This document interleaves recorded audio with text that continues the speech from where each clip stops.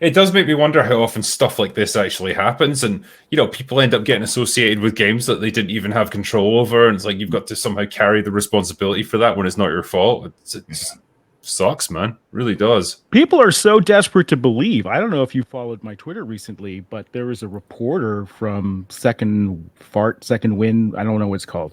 Some ex-escapist editor in chief, right? And he's been tweeting about me constantly for a month, so out to get me. Right. And he's gathering information for this hit piece that he plans to make a video for next week. Well, I think we just slowed him down because one of my biggest backers for Ember basically fed him a bunch of hooey, pretended he was this developer called Rusty Nail, which is a anagram for urinalist, and started feeding him information and started feeding them a whole bunch of crap and he would like mock up Discord conversations and send it to him. And then Nick was breathless. He had to go to Twitter immediately. And he actually violated ethical standards because he actually emailed back saying, I'm going to need to verify this, everything else.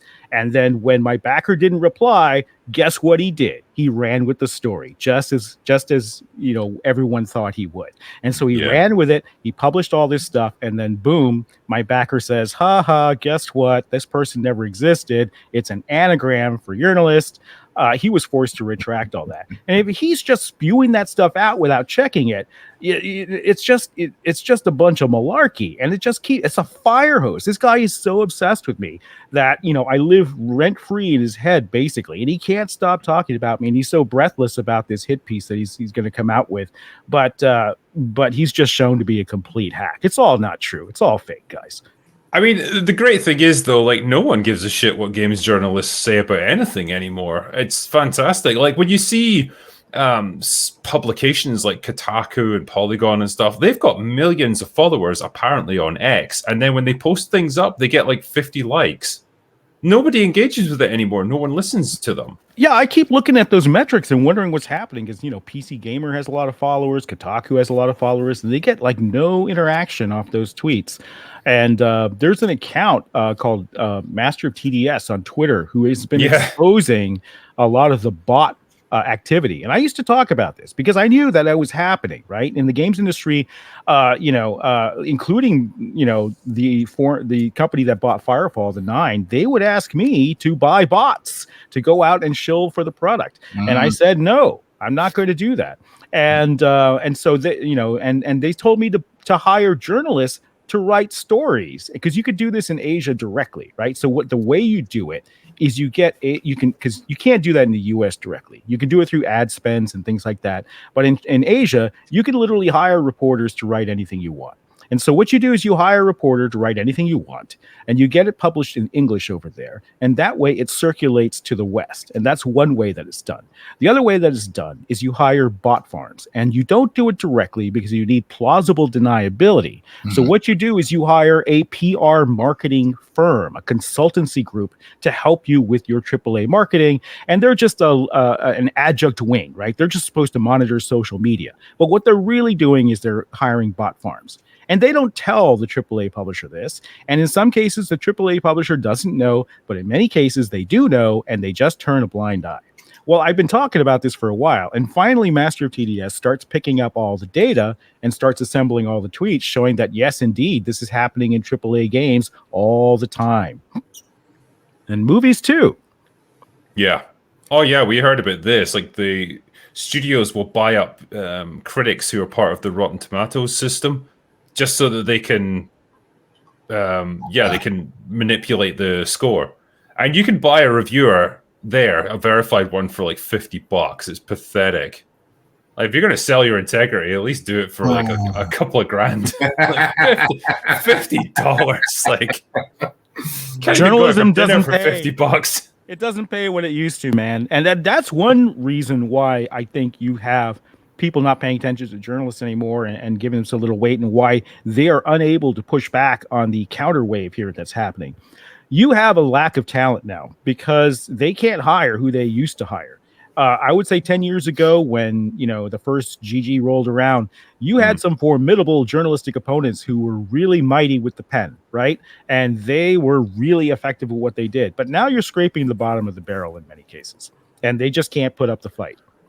Yeah, and like the whole industry has been tarnished to the point where their actual power has diminished. Like you say, during the first Gamergate from 10 years ago, when journalists wrote hit pieces against people, like, well, that could actually be really damaging. Now, most people just laugh it off and they're like, oh, yeah, you're calling this other person racist? Well, we'll add that to the list of 5,000 other people that you've accused of being the same thing. Like, it doesn't mean anything anymore. Yeah.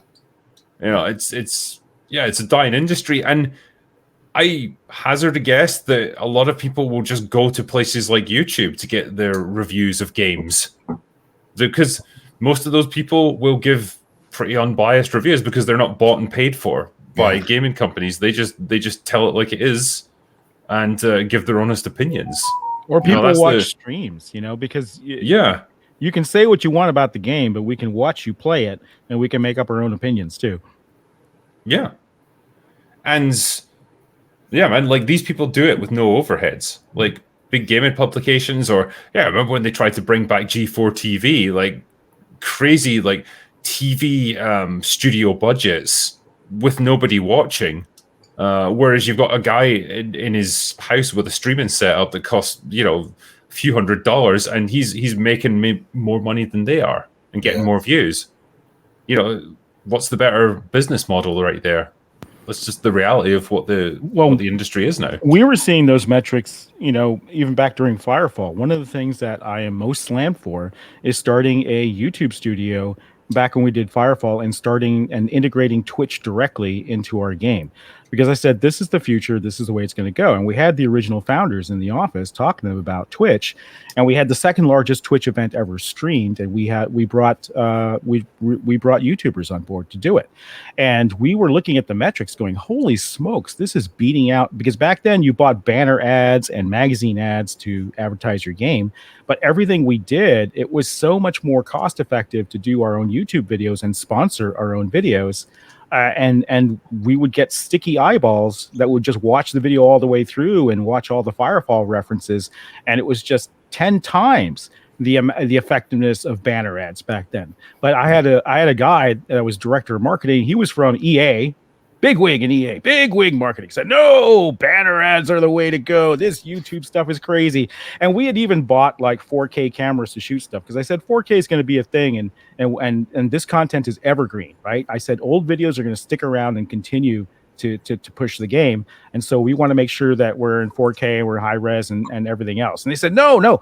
I had people in the studio tell me, no, Mark, nobody can see 4K with the naked eye. It's scientifically impossible. Well, this is what I was up against. Sometimes I'm too early. I've learned that I tend to think about 10 years ahead. And what I do now is I don't tell people, because it scares the shit out of people when I do that. So I hold a 2 to 3 year public window, but I tend to look 10 years ahead, because, I think that's much more realistic. They take it in bite-sized chunks. You lead them to water step by step. I meant to say as well, because I know we were talking about Stellar Blade at the beginning there. You had launched a petition to free Stellar Blade from the censorship that's plagued it at the moment. And it's well north of 70,000 signatures at this point. So I'm putting the link up just here. Give me a second. Oh, yeah, please check out the petition. We are at 70,000, I think 548 is what I last pulled up here a couple minutes ago. And it's not about getting skimpier bikinis, okay? That's not what this is about.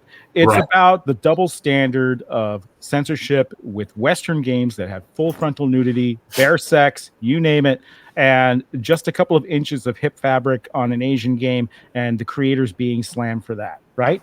And it's also about fighting back against the wave of defeminization that's been forced upon the AAA industry. We want to make sure that we preserve that. Stellar Blade's a huge win. I keep telling people that, go out, support it, and buy it. Don't boycott the game, because the stronger that studio is, the more power they're going to have to push back against Sony and everybody else who wants them to do differently. But what you can do is you can sign the petition to restore the costumes that either Sony censored or Sony forced Shift Up to censor, or maybe Shift Up just miscalculated. Because the other thing they did is they marketed a no censorship stance. They had outfits in the trailer that do not match the ship copy, and that's something we have to keep even our allies honest about. And that's what this is about. So with that petition is at 70,000 now. We want to hit 75K today, and we want to hit 100K, at which point it will be printed, because people say, oh, online petitions don't do anything.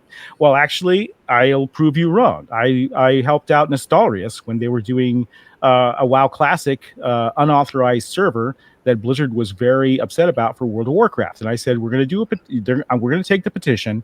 I'm going to help you get it to 100K, and then I'm going to print it out, a physical copy, and I think it was like 6 files boxes work, six or 8, and I'm going to hand deliver it to Blizzard. They do work. You just have to be smart about it. So when the petition hits 100K, we're going to get it printed in Korea, we're going to get printed in North America, and we're going to get it printed in Japan, and we're going to have those delivered to the offices, and your voice will be heard.